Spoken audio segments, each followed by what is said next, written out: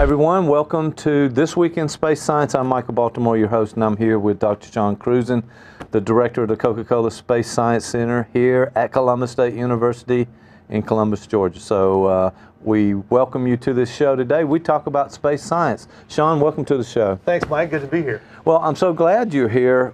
We've talked about a number of topics over the last few weeks, some really good topics, and we've gotten in depth in some of those, and you brought us a great deal of information, and it really helped us all learn more about things going on in space science. So today I understand we're going to talk about the Hubble Space Telescope. Yes, what a wonderful device. But I know it has some issues coming up when it was first launched. We're going to talk about an anniversary. So what anniversary is this for the Hubble? So 23 years ago, the Hubble Space Telescope successfully launched into space on April the 24th, 1990. Okay, And so 1990. As we're filming the show, April the 24th just passed, and so we're kind of remembering the Hubble Space Telescope. We're looking back on its past achievements. We're remembering the day that it actually launched into space, and we're also looking at some brand new discoveries that were made with the Hubble Space Telescope, and we'll be talking about those as well. Then we're going to, our cleanup batter on the end here, we're going to look at some of the greatest hits, some of Hubble's most fantastic and beautiful images. Oh, and I love those just kind of enjoy that and have our little retrospective about what Hubble Space Telescope has brought to us. Well, that's fantastic. I love these pictures. I know Daniel is the operator over there today, Daniel Quigley. I want to thank him for his work, but he's going to show us a lot of those pictures that you brought in a little later on in the show. So Hubble, now can you talk a little bit about him? He sounds like a very important guy for them to name this telescope Yeah, after. absolutely. And so the reason that, people got to remember this is very interesting. The reason that the Hubble Space Telescope was named after Edwin Hubble, it's because it was supposed to confirm one of Edwin Hubble's most famous discoveries and famous ideas. And so Edwin Hubble was a guy who was doing astronomy back in the 1920s and 1930s, longer time frame than that, but at the peak back in the 1920s. And Edwin Hubble made a very important discovery. As he was studying these things that they didn't even really know what they were called the spiral nebulae. And so they were little fuzzy patches that looked kind of like a pinwheel. And they kept photographing these things and saying, you know, what are these? Are they part of our own Milky Way galaxy, or are they something that's further out there? Well, Edwin Hubble was instrumental in helping to determine that these galaxies were indeed separate galaxies. So the spiral nebulae were like our own Milky Way, but they were much, much further away. So they were not part of our own Milky Way. More importantly, Edwin Hubble came up with a relationship that said they appear to be moving away. They're redshifted. So if we look at the spectra from these spiral nebulae, all the lines are shifted toward the red end of the spectrum, and that's because they appear to be moving away from us or receding from us at some kind of great velocity. The important part of Hubble's discovery was that there was a linear relationship between how far away the galaxies were and how fast they were moving away from us. And this later became known as Hubble's law. And there was a constant called the Hubble constant that was in Hubble's law, a very simple linear relationship. And if you could determine Hubble's constant, you could actually figure out the age of the universe. And so the Hubble Space Telescope, its primary function when it was launched in 1990, was to determine that Hubble constant, was to make observations that would allow astronomers to narrow down the value of the Hubble constant and figure out the ultimate age of the universe. Right, and so all the way back to the Big Bang. Because they just, as these galaxies were moving further and further away on that red spectrum you talked about, you could then go backwards and really kind of calculate when this began. If we truly live in an expanding universe, you can imagine that it's expanding in time, and so if you could run that film backwards, as you mentioned, that would look like a galaxy that's, or excuse me, a universe that's contracting. So you would have this contracting universe, and if they can figure out how fast it's contracting, they can also figure out how long ago it would have been in a single point. And if you can run the film all the way back to that single point and then hit play, well, that's going to be a point that's infinitely hot, infinitely bright, and expanding out from that single location, and that would be the Big Bang. That's a model for the origin of the universe and its subsequent expansion. So some calculation on the actual beginning of that at the Big Bang. And what is that? How close are we, and what is that number now? From the observations of Hubble, We've narrowed down the Hubble constant to a value of about 70, and you can look that up online if you want to know what that actually means. But that's telling us that the universe is somewhere between 13 and 18 billion years old. We're kind of homing in on a value that's closer to that 13, about 13.8 billion year old universe. And so, of course, some of the interesting things is that there are objects in the universe that look like they're older than that, and so astronomers are adjusting all of these numbers. There's a lot of science taking place, and the Hubble Space Telescope is at the vanguard still, even after all these years. After 23 years in the harsh environment of outer space, it's still at the vanguard of scientific instruments, allowing us to be able to explore the nature of objects in the universe. You know, it's truly an amazing instrument that's out there, but I may have to say it had some problems. At the outset, a couple of years out, something happened here. We had to send up a mission to fix this thing. There was a problem. Tell us about that? It had a bit of a rough start. A little rough start. Might remember this, but might not remember exactly why or exactly what happened. When the Hubble Space Telescope went up, it was a multi-billion-dollar instrument. It had a serious problem. And here we're seeing a photograph of the telescope being deployed by Space Shuttle Discovery. And so Space Shuttle Discovery, the astronauts on that deployed the Hubble Space Telescope. Mechanically, it was all working fine.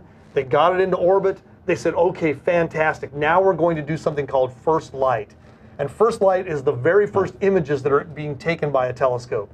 And literally, scientists the world over were tremendously excited about the first light of Hubble Space Telescope. And when those pictures came in, there was an issue. It was out of focus. It was blurry.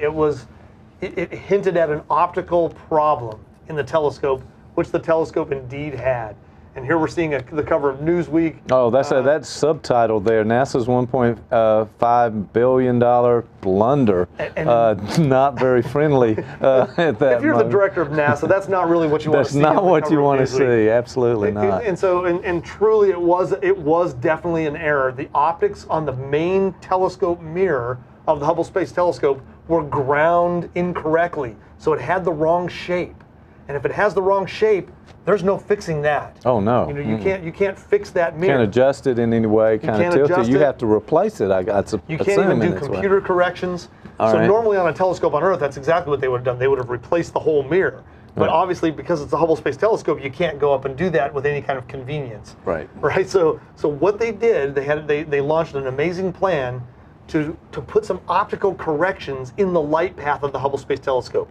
That's just like putting corrective optics on your own eyes. Okay, there you go. So if you have visual problems, you can add on these corrective optics, which make the image in focus and better. And so they were able to do that. And these are astronauts right here who are installing those corrective optics. Actually, the guy that's riding around on the end of that robotic arm right there. That's an astronaut by the name of Story Musgrave. And Story has been to the Coca-Cola Space Science Center a couple of times. He's come down and given us talks on what it was like to be dangling off that arm of of the space shuttle out there fixing the Hubble Space Telescope. And one of the funny things I remember from Story's talks is he said he learned a lot from his mechanical engineering degrees and his training at NASA, but when it came down to it, when it was time to fix the Hubble Space Telescope, the best training he had for those repairs were things that he learned on the farm as a kid. Fixing tractors with his dad out there. There you go. Good skill to have at that point. It was all about turning nuts and making things work and improvising on repairs, and that's what he had to do, and the astronauts had to do in order to get Hubble Space Telescope fixed. So that was about 3 years after the launch. Exactly. That was in 1993. So it was close to Christmas, so it was really not until 1994, the earliest parts of 1994, that the new first light images came back, and those new first light images, pristine, crystal clear. Love it. The Hubble, for the most part, was repaired. There were some parts of Hubble's mission that were lost because certain wavelengths of light don't go through corrective optics, like infrared. And so the sensitivity in both ultraviolet and infrared for Hubble Space Telescope dropped substantially because they had to put those corrective optics in the path. And so some elements of Hubble's original mission were lost, but in the optical wavelengths, the pictures that came back, we all know the rest of that story. There's some of the greatest photographs in the history of science, and an amazing catalog of our universe for us here. And so, all right, this is a naive question, but I mean, is it taking pictures all the time? Is this like continuous work for this telescope, sending back pictures on just around the clock? How does this work? It really is most of the time taking pictures. And so there are certain times where they have to do servicing and they have to do calibration on the instrument. Okay. There are certain times that they leave unbooked what they call discretionary time for the astronomers who actually work at the Space Telescope Science Institute to be able to take pictures, and we'll talk more about that coming up. Okay.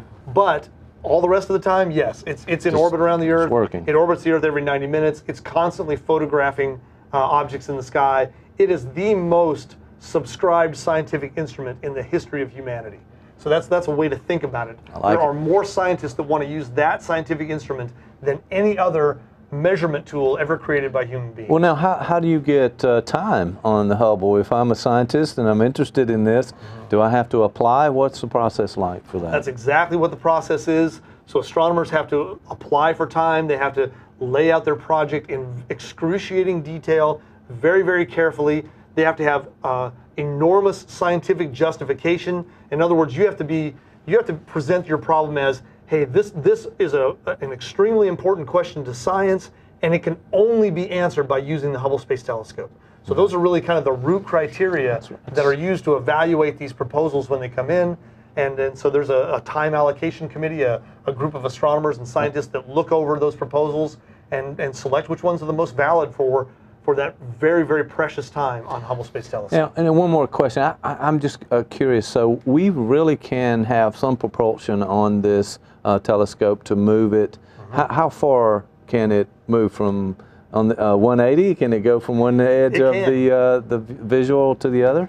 I mean, it can literally observe all parts of the sky. Now, what it can't do, it can't point at the Earth, and it can't point at the sun. And the reason it can't is because those sources are obviously very, very bright.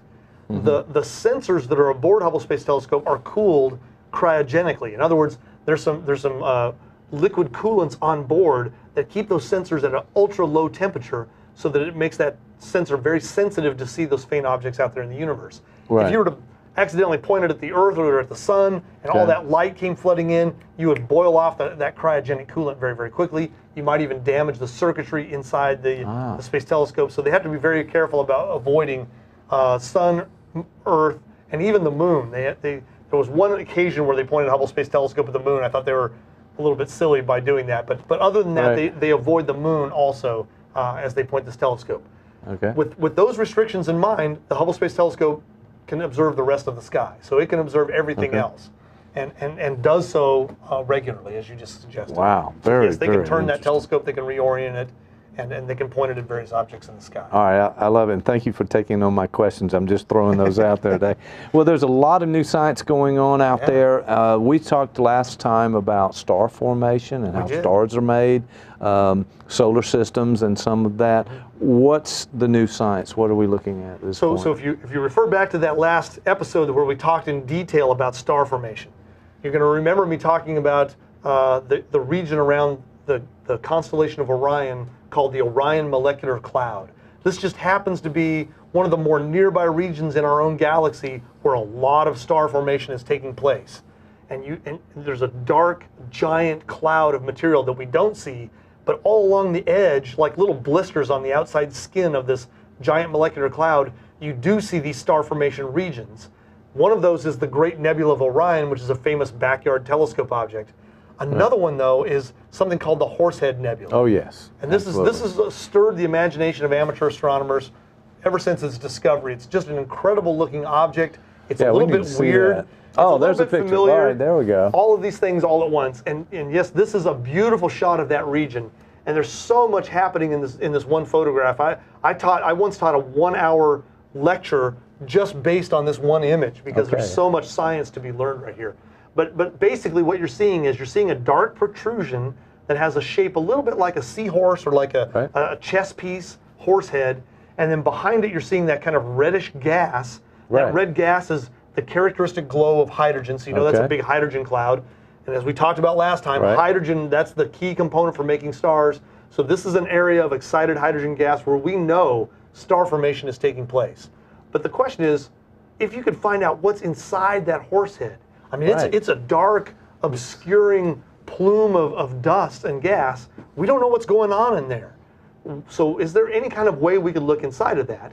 I bet you have an answer to that. I do have an answer to that. All right, that's where we go. More importantly than me having an answer, the Hubble Space Telescope has an answer. There it is. The Hubble did it for us. What they did is they used the infrared wavelengths to look through that particular dark cloud of gas and dust and see what was down inside there. And in the process, they took one of the most spectacular images that the Hubble Space Telescope has ever taken. Oh. It's a shot of the Horsehead Nebula in the infrared.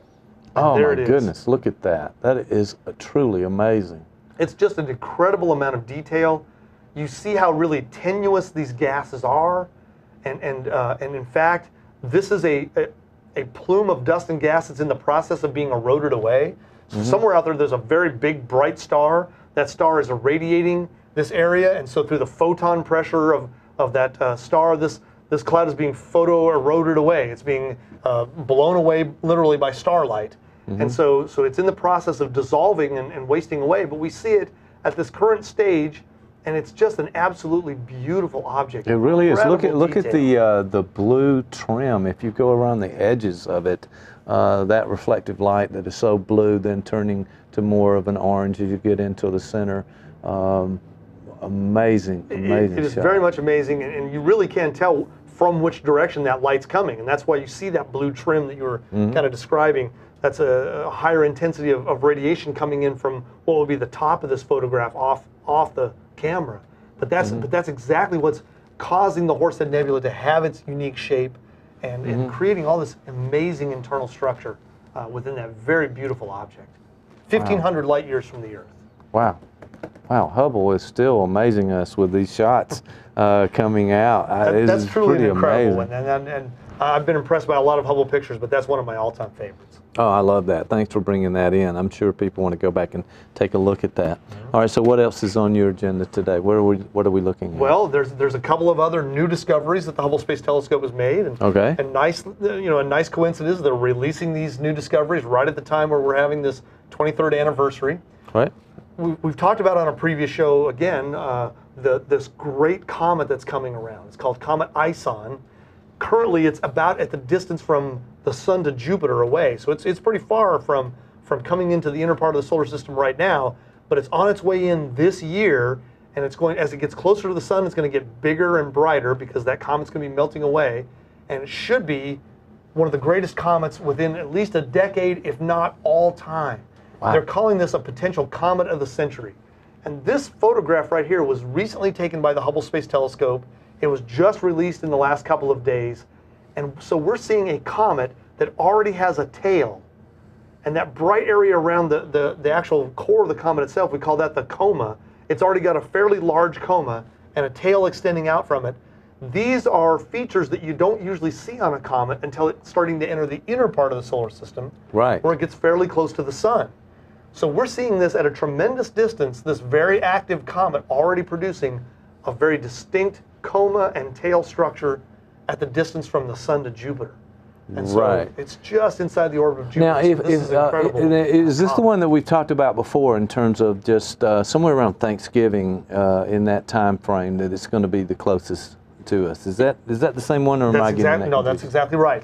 So this comet, if it pans out, and if it can live up to expectations, around Thanksgiving time, could even potentially be daytime visible. Wow. In other words, big enough and bright enough in our sky that it's reflecting enough sunlight back that, like the full moon is often, or not the full moon, but the moon is visible in daylight, you might even be able to see this comet in daylight, in blue skies. Now, if that's true, imagine what it'll look like at night once the sun goes down.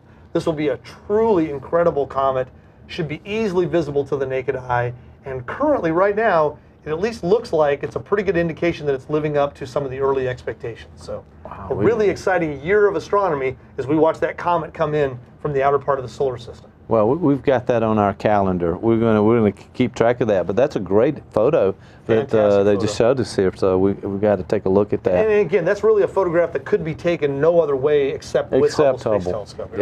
You really have to have Hubble to get a photograph like that of that tiny distant object out there in our solar system. All right, so we've got some more shots coming from Hubble too, and so you talked about this starburst galaxy. Yeah, so again, all right, tell us about that. This was just released, believe it or not, as we're filming here the show today. So this came out literally a few hours before the filming of this show. Yeah. This is a new discovery from Hubble Space Telescope based on Hubble data, that there are these galaxies out there in the universe called starburst galaxies. And starburst galaxies are galaxies, for whatever reason, they've experienced a shove, they've collided with another galaxy, something's happened to them where it's triggered an immense amount of star formation all at once. For instance, in our Milky Way galaxy, we have one star that forms about every year or so. So we have a rate of star formation about one star per year. Okay. Well, these are galaxies that are creating about 1 million stars per year. So this is just an incredibly accelerated phase of star formation within these galaxies. And what Hubble found is that they developed these giant halos around the outside of the galaxy of gas that's being excited by all this star formation and is literally glowing. So what you're seeing is, this is a simulation of one of those starburst galaxies that's based on Hubble Space Telescope data, and it's got a giant halo of gas all around the outside that is indicating this advanced level of star formation. If you look at this photograph right here, and again, it's not a photograph, it's an illustration. If you look at this illustration right here, what you see is all along those spiral arms, you see giant pink clouds. Well, that pink color is coming from the glow of hydrogen light, and it's being driven by this extremely enhanced, accelerated star formation that's taking place, and that's what really makes up a starburst galaxy. So again, we're seeing brand new data from Hubble that's giving us an insight into how these processes work for starburst galaxies and the generation of many millions of stars in a very short period of time. Wow, that is amazing. And so many stars being formed from these starburst galaxies. All right, so you brought Hubble's greatest hits. Well, the last thing I like that idea. We need to see that, don't we? To close out the show, I thought I would bring some greatest hits. All right, from Hubble, let's do it. And what I want to do is just show some of the most famous pictures, and then some of the most beautiful pictures, in my personal opinion, that the Hubble Space Telescope has ever produced.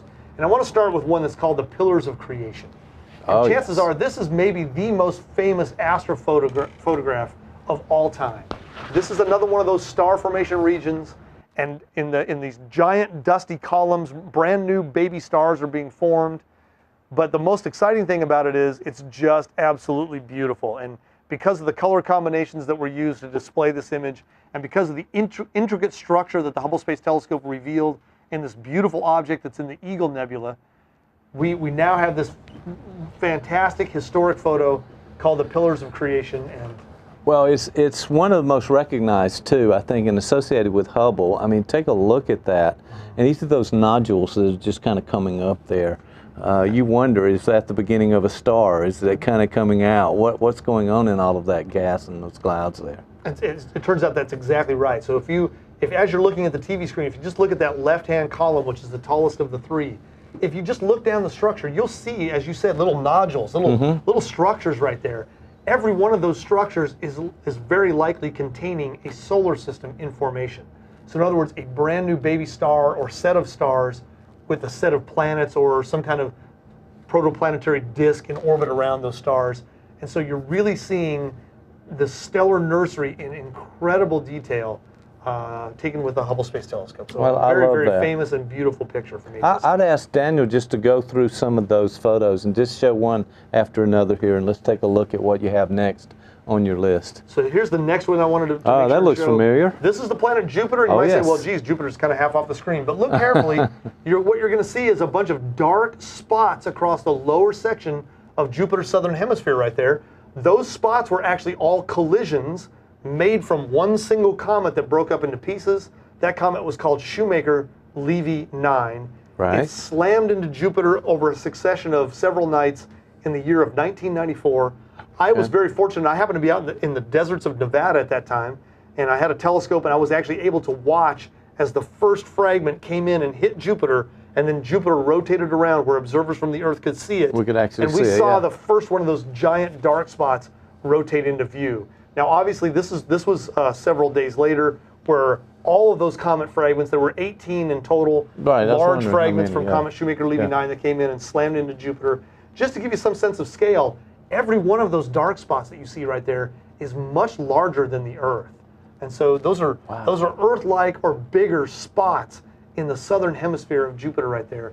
So just the explosions from these collisions, much bigger than the Earth. We're very glad it hit Jupiter and not Earth. Oh yeah, well that's a good thing about the gravitational pull from Jupiter. It kind of helps us protect us just a little bit, maybe. It does. In these kind of situations. It's like a sentinel in the outer solar system right there, kind of guarding us from some of this incoming debris from the. Well, now was was it broken up before it reached that, or did the gravitational pull from Jupiter kind of help split that up? So it was likely broken up by Jupiter's own gravitational field. Okay. So this comet would have been in orbit around the sun, but it got too close to the planet Jupiter. Jupiter grabbed it with its immense gravity, and then began to pull it apart by tidal forces and broke it all into pieces. And so by the time this comet was discovered, it was already in orbit around Jupiter, and it was already in multiple fragments.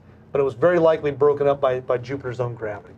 Oh, that's amazing. Very, amazing very shot. famous and fantastic historic photograph from Hubble Space Telescope. All right, I know we got some more photos. Let's take a look at the next one. One What do we have? that you have to show if you're talking about Hubble Space Telescope I is think simply we're familiar. this one. And earlier in the show, I talked about discretionary time. I said, Right. you know, sometimes scientists at the Hubble Space Telescope Science Institute, they're afforded some time where they get to point the telescope at their own projects. Well, this was an idea by the director of the Space Telescope Science Institute to say a simple question: What would we see if we took the Hubble Space Telescope and pointed it at nothing? Okay. An area of the sky where we don't know about any galaxies or any stars or any nebulae. It's just a blank region. We don't know of anything that's there. And so they identified a small field of the sky where they knew nothing located there. They knew nothing, no big objects located there. And they pointed a Hubble Space Telescope at that blank area for 24 hours of total exposure time. Okay. So they left the shutter open on Hubble effectively for 24 hours. And this is the photograph that came from that. This is what's known as the Hubble Deep Field. It is one of the most amazing pictures in all of astronomy because as you see what's out there in the far reaches of our universe, it's a tapestry of very, very distant galaxies.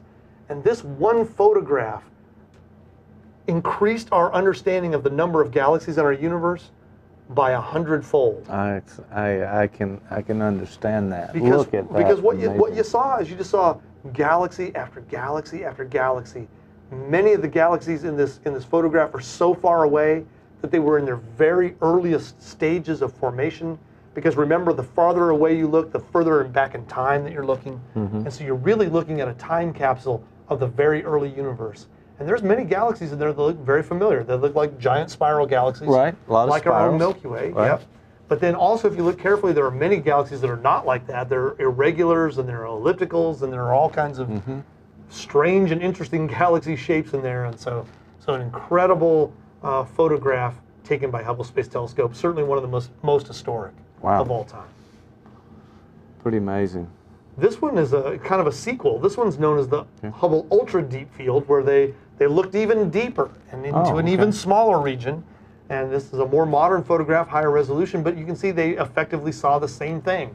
Again, just a tapestry of galaxies laid out there.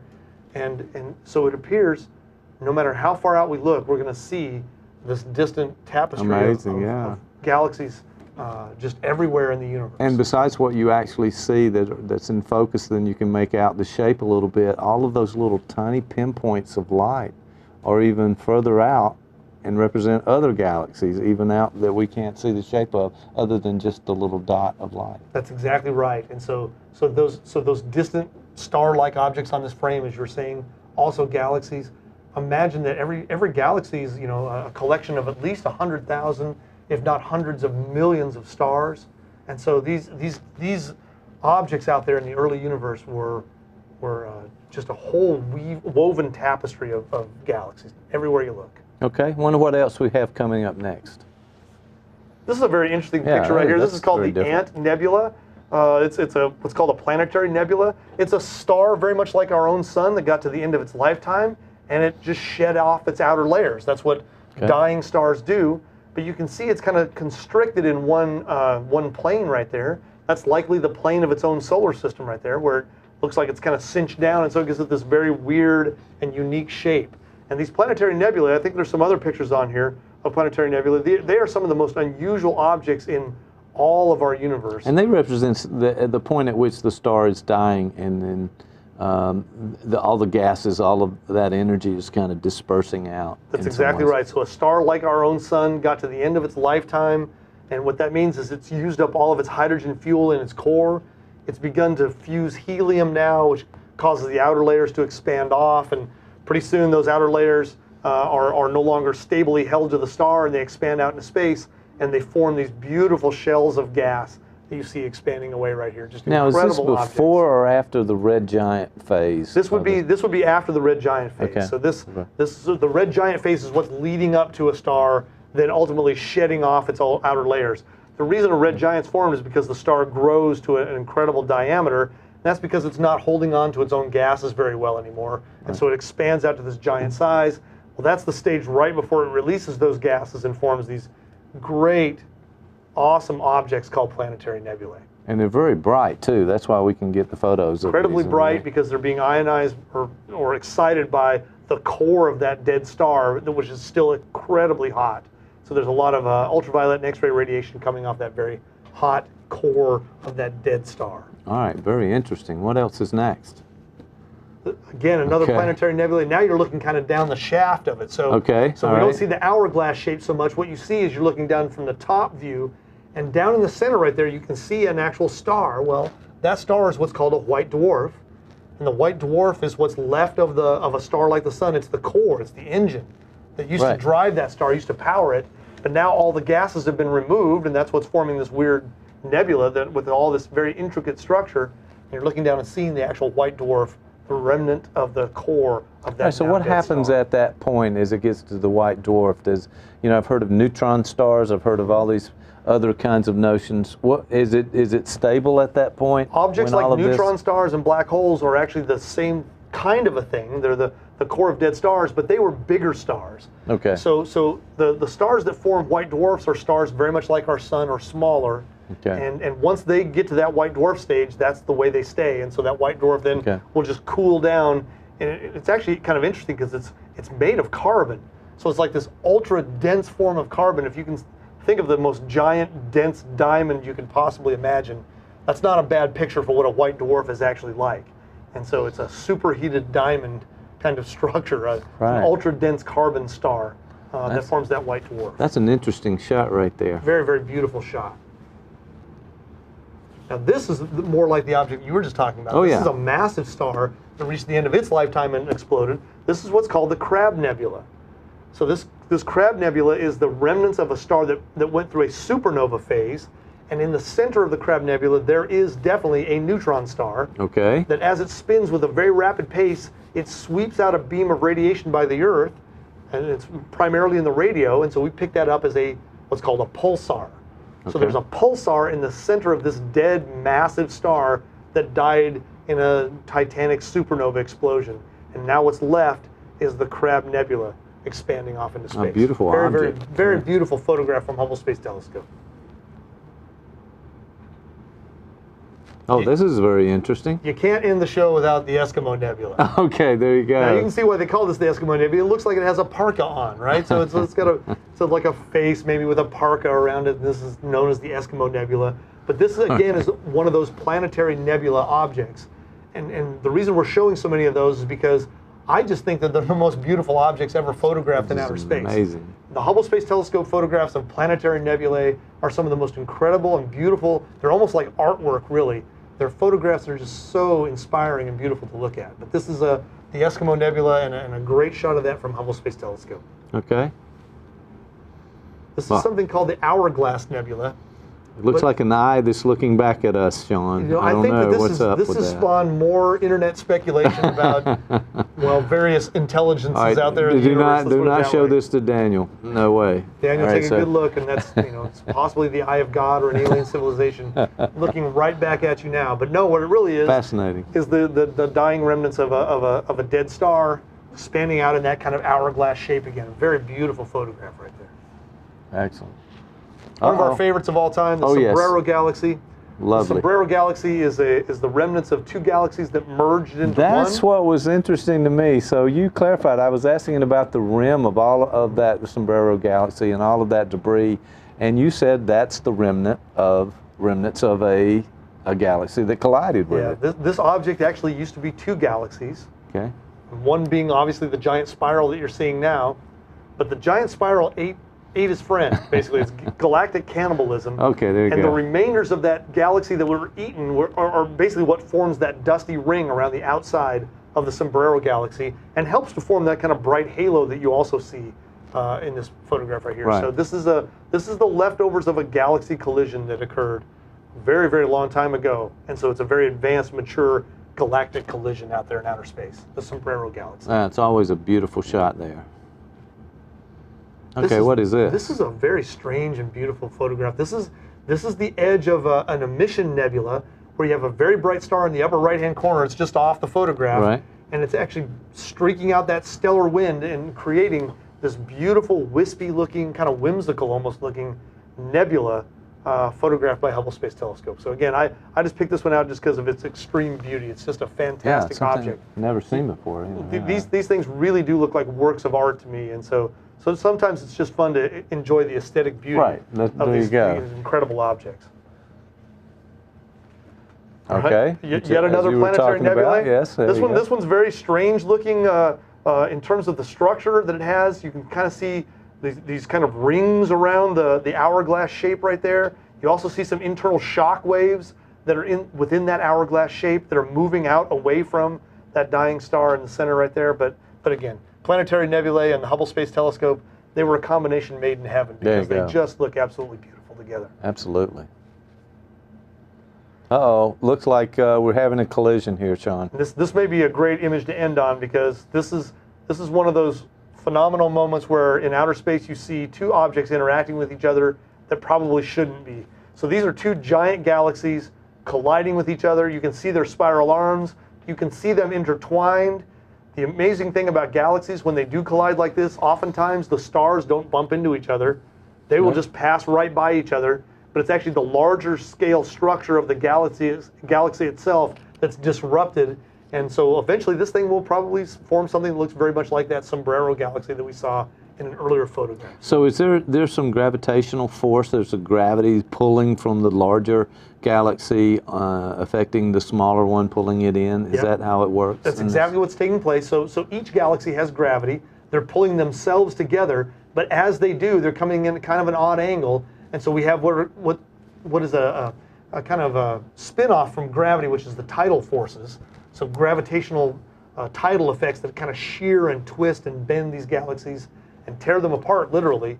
And so that's what you're seeing. You're seeing that process of these galaxies being torn apart by the tidal forces due to that tremendous gravitational field from each of those galaxies. Wow, you know, I've heard you said this before, but the idea that these stars will not collide, they'll just sort of pass by each other. Galaxies are amazingly empty objects, and really they're so tenuous and they're so low density that the individual objects within the galaxies themselves tend to pass right on through. But what really does a lot of the colliding is the gas that surrounds the inner spaces. So the gas between those two galaxies does collide, and that triggers these tremendous star formation regions, which sets off starburst kinds of processes, just like we talked about earlier in the show. Wow, that is truly amazing. Well, ladies and gentlemen, we want to thank you for taking time to watch our show, This Week in Space Science, with a wonderful director of the Coca-Cola Space Science Center, and wonderful guest for this show because he brings us so much information. Today, the Hubble Space Telescope, near the anniversary that was launched in 1990, I believe you said. Yeah, there you go. All right, so thank you again, ladies and gentlemen, for watching. Stay tuned for This Week in Space Science. For Sean Cruzen, I'm Michael Baltimore. We'll see you next time on TWISS, This Week in Space Science.